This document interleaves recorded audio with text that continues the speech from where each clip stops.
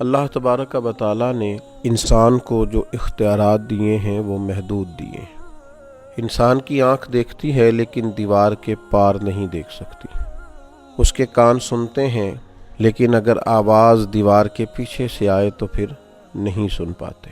عام انسانوں کو اللہ تبارک و تعالیٰ نے محدود اعضاء اور ان کی حدود مقرر کر کے نعمتیں عطا فرمائیں۔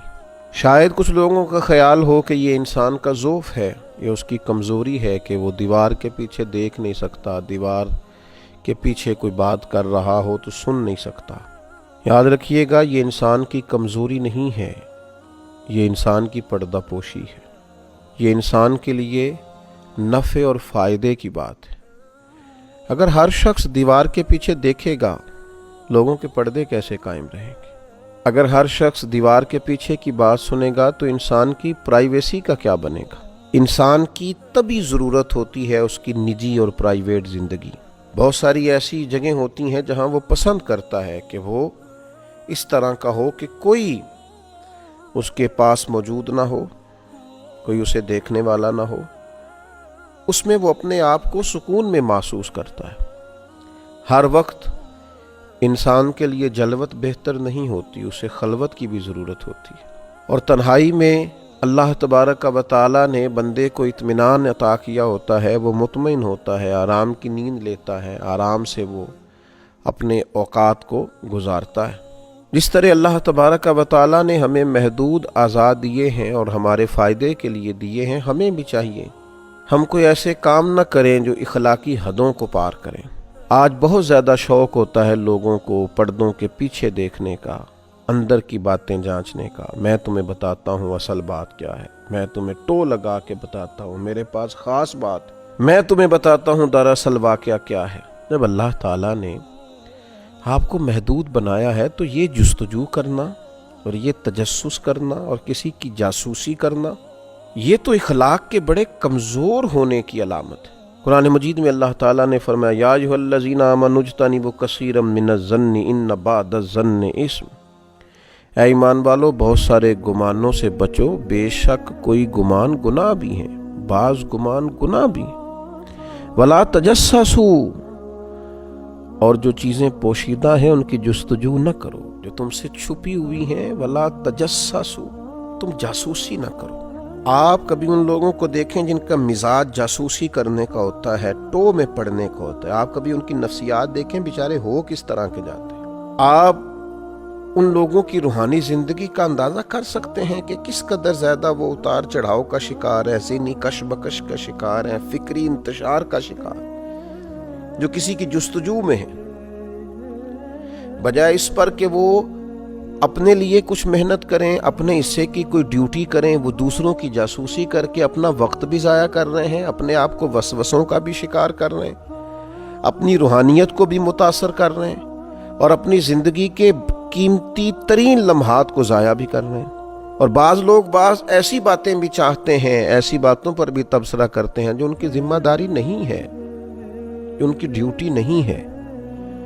چلیں بالفرض کسی کے عیب کی اطلاع ہو بھی گئی تو اس کے لیے تو صرف دو ہی باتیں ہیں، یہاں تو آپ جائیں گے اور بڑی حکمت اور دانائی کے ساتھ اس شخص کو تبلیغ کریں گے، اسے اکیلے میں مل کے اس برائی سے بچنے کا کہیں گے، یا دوسری بات یہ ہے کہ آپ اس کی ہدایت کے لیے اللہ کے حضور دعا کریں گے۔ یہ تنقید کرنا اور لوگوں کے سامنے اس کے اس عیب کو بیان کرنا، یہ تو کسی طور بھی قابل قبول چیز نہیں ہے۔ اور پھر جو خوبصورت لہجوں کے لوگ ہوتے ہیں، اعلیٰ اخلاقیات جو لوگ رکھتے ہیں، ان کا تو یہ انداز بھی نہیں ہوتا کہ وہ کسی شخص کے لیے جاسوسی کرتے پھریں۔ وہ تو خوبصورتیاں تلاش کرتے ہیں، وہ تو اچھائیاں ڈھونڈتے ہیں، وہ تو خیر کے پیچھے۔ دو قسم کی مکھیاں آپ کو معاشرے میں ملیں گی۔ ایک شہد کی مکھی ہوتی ہے، ڈھونڈتی پھرتی ہے کوئی پھول کہیں مل جائے، اس پھول پر بیٹھتی ہے اور اس پھول سے فیض یاب ہوتی ہے، اور اس کے بعد جب وہ واپس لوٹتی ہے تو اپنے چھتے میں آ کے، اپنے گھر میں آ کے شہد بناتی ہے، جس میں اللہ تعالیٰ نے شفا رکھی ہے۔ اور ایک مکھی آپ کو ایسی بھی ملتی ہے جو گندگی پہ بیٹھتی ہے، کسی زخم پر بیٹھتی ہے، وہ پھر کرتی کیا ہے؟ وہ جہاں بیٹھتی ہے بیماریاں پھیلاتی ہے، اس لیے کہ جب وہ نکلی تھی، جب اس نے ارادہ کیا تھا تو اس وقت ہی منزلیں ہی الگ الگ تھیں۔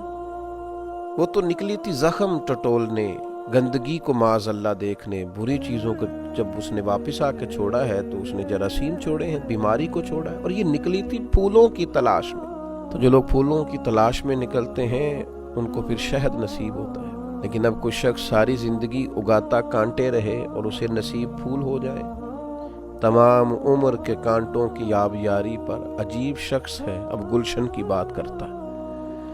تو میرے عزیز، جاسوسی نہیں، عیب جوئی نہیں، ہمیشہ اس کشمکش میں رہنا کہ مجھے کسی کی غلطی کا پتہ چلے۔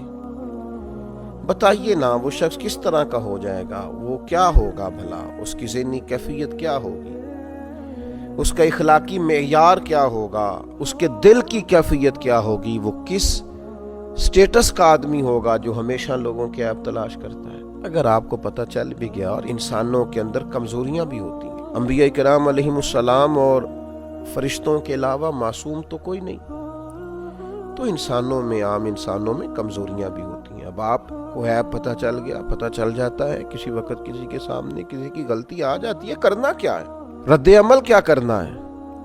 لوگوں کو بلا بلا کے ان کے کانوں میں باتیں کی جائیں، اس بات کو نشر کر دیا جائے، اس کا اظہار کرنا شروع کر دیا جائے، وہ کوشش کی جائے کسی نہ کسی طریقے سے پھیلا دی جائے، معاذ اللہ۔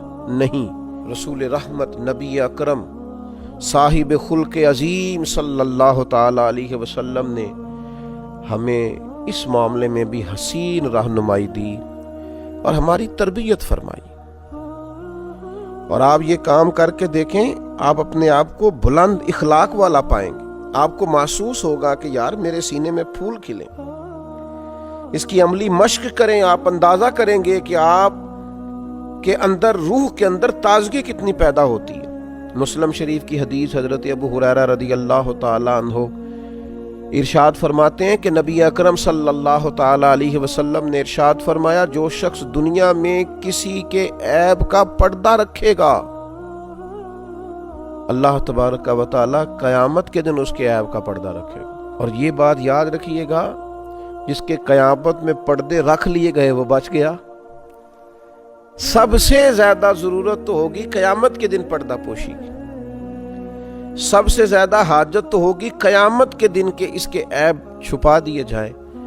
تو کتنی بڑی سعادت ہے کہ قیامت کے دن اس کی پردہ پوشی کی جا رہی ہے۔ اللہ تبارک و تعالی اس کو اپنے فضل سے، اپنے کرم سے، اپنی رحمت کی چادر عطا فرما رہا ہے، اس کے پردے قائم رہے، یہ پردوں میں چھپا ہوا اللہ کے حضور حاضر ہو گیا، کامیاب ہو گیا، فتح یاب ہو گیا، معاف کر دیا گیا، جنت کا حقدار بنا۔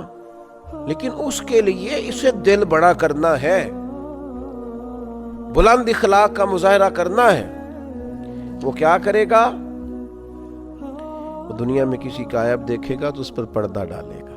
اگر یہ کام کرے گا تو نتیجے بڑے شاندار نکلیں گے۔ آج تو بڑا عجیب نظام ہے، کچھ لوگ جو جاسوسی کر کے دیتے ہیں ان کو بڑا نوازا جاتا ہے، وہ آنکھوں کے تارے ہوتے ہیں، یہ میری جاسوسی کرتا ہے، مجھے خبریں دیتا ہے، ان پر لوگ بڑی بڑی شفقتیں کرتے ہیں۔ تو یہ انداز ٹھیک نہیں ہے۔ ہاں، کسی وقت اگر کسی بات کا کسی جگہ بتانا اصلاح کے لیے ہو کہ یار بہتری ہو جائے گی میرے کہنے سے، اس بات کی اصلاح ہو جائے گی، تو اصلاح کی نیت سے مقدور بھر ضرورت کے مطابق کسی بات کا کرنا، اور ایسے شخص سے کرنا جو اس کی اصلاح کر دے گا، جو بہتری کر دے گا، اس کے لیے علماء نے گنجائش لکھی ہے۔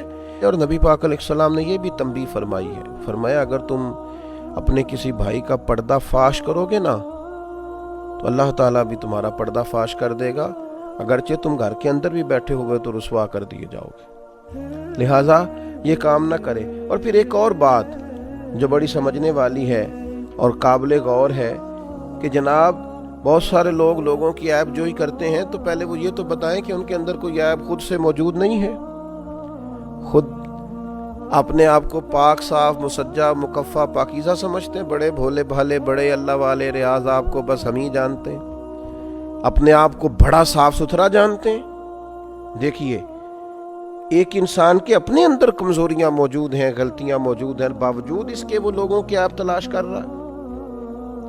وہ خود گھٹنوں تک دھسا ہوا ہے خطاؤں میں، اور پھر نیچے دھستا ہی چلا جا رہا ہے، نہ توبہ کر رہا ہے نہ اصلاح کر رہا ہے، لیکن لوگوں کی غلطیاں بیان کرتا ہے تو بڑے دھڑلے سے بیان کرتا ہے۔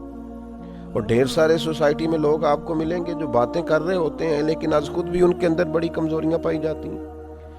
نبی اکرم صلی اللہ تعالی علیہ وسلم نے ارشاد فرمایا، جب تم اپنے کسی ساتھی کے عیب ذکر کرنے کا ارادہ کرو نا تو پہلے اپنے عیبوں کو یاد کر لیا کرو، اپنے اوپر پہلے غور کر لو۔ برے بندے نو لبن ٹوریا تے جگ تے ملیا نہ کوئی، اپنے اندر چاہتی پائی تے میتھوں برا نہ کوئی۔ تو اس لیے یہ اتنی کمزور اور کبھی عادت ہے لوگوں کے اندر کہ وہ پہلے عیب ڈھونڈتے ہیں، ٹو میں رہتے ہیں، جاسوسی کرتے ہیں، پھر اس کو آگے پھیلاتے ہیں۔ یہ مسلمان کے اخلاقیات تو اس کی بالکل اجازت نہیں دیتے۔ اللہ تعالیٰ سمجھنے کی توفیق عطا فرمائے۔